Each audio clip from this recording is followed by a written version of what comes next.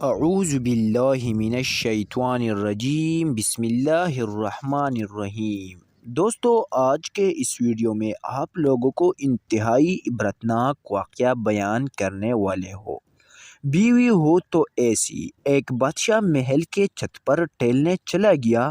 ٹہلتے ٹہلتے اس کی نظر محل کے نزدیک گھر کی چھت پر پڑی، جس پر ایک بہت خوبصورت عورت کپڑے سکھا رہی تھی۔ بادشاہ نے اپنے ایک باندی کو بلا کر پوچھا، کس کی بیوی ہے یہ؟ باندی نے کہا، بادشاہ سلامت، یہ آپ کی غلام پیروز کی بیوی ہے۔ بادشاہ نیچے اترا۔ بادشاہ پر اس عورت کے حسن و جمال کا سحر سا چھا گیا تھا۔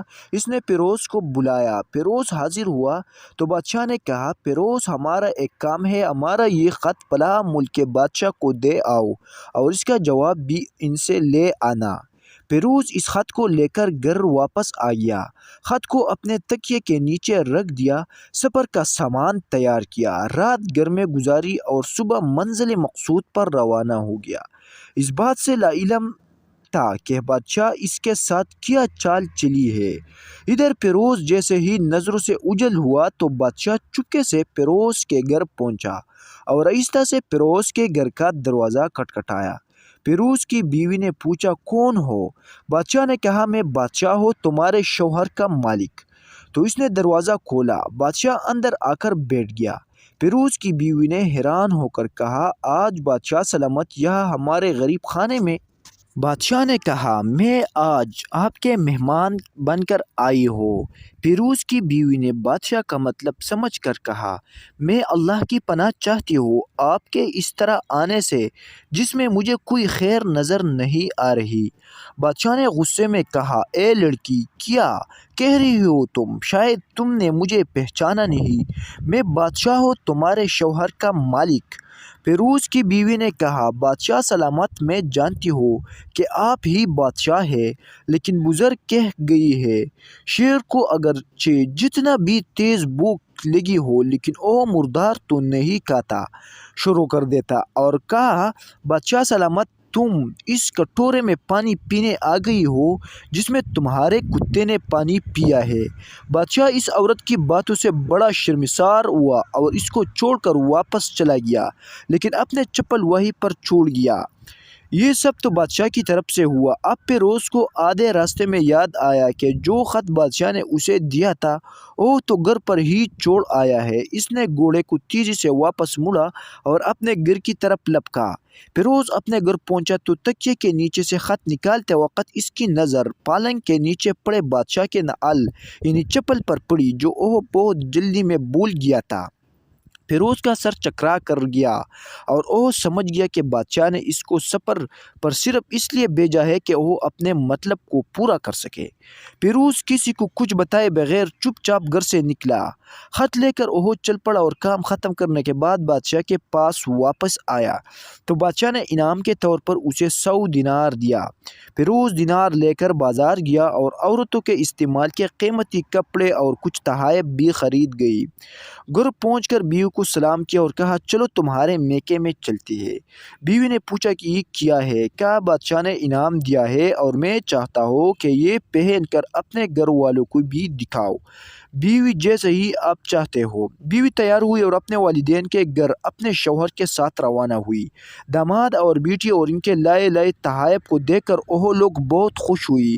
پیروز بیوی کو چھوڑ کر واپس آ گیا اور 1 مہینہ گزرنے کے باوجود نہ بیوی کا پوچھا اور نہ اس کو واپس بلانے کا خیال بھی کیا۔ پھر کچھ دن بعد اس کے سالے اس سے ملنے آئے اور اس سے پوچھا، پیروز، آپ ہماری بہن سے غصے اور ناراضگی کی وجہ بتائیں یا پھر ہم آپ کو قاضی کے سامنے پیش کریں گے۔ تو اس نے کہا، اگر تم چاہو تو کر لو، لیکن میرے ذمے اس کا ایسے کوئی حق باقی نہیں جو میں نے ادا نہ کیا ہو۔ وہ لوگ اپنے کیس قاضی کے پاس لے گئی تو قاضی نے پیروز کو بلایا۔ قاضی اس وقت بادشاہ کے پاس بیٹھا ہوا تھا۔ لڑکیوں کے بھائیوں نے کہا، اللہ بادشاہ سلامت اور قاضی القضا کو قائم و دائم رکھے۔ قاضی صاحب، ہم نے ایک سرسبز درخت، پھولوں سے بھرے ہوئی باغ اور ساتھ میں میٹھے پانی کا کنوا اس شخص کے حوالے میں دیا تھا، تو اس شخص نے ہمارا باغ اجاڑ دیا، سارے پھل کھا لیے، درخت کاٹ لیے اور کنوے کو خراب کر کے بند کر دیا۔ قاضی فیروز کی طرف متوجہ ہو کر پوچھا، ہاں تو لڑکے تم کیا کہتے ہو اس بارے میں؟ فیروز نے کہا، قاضی صاحب جو باغ مجھے دیا گیا تھا اس سے بہتر حالات میں نے انہیں واپس کیا ہے۔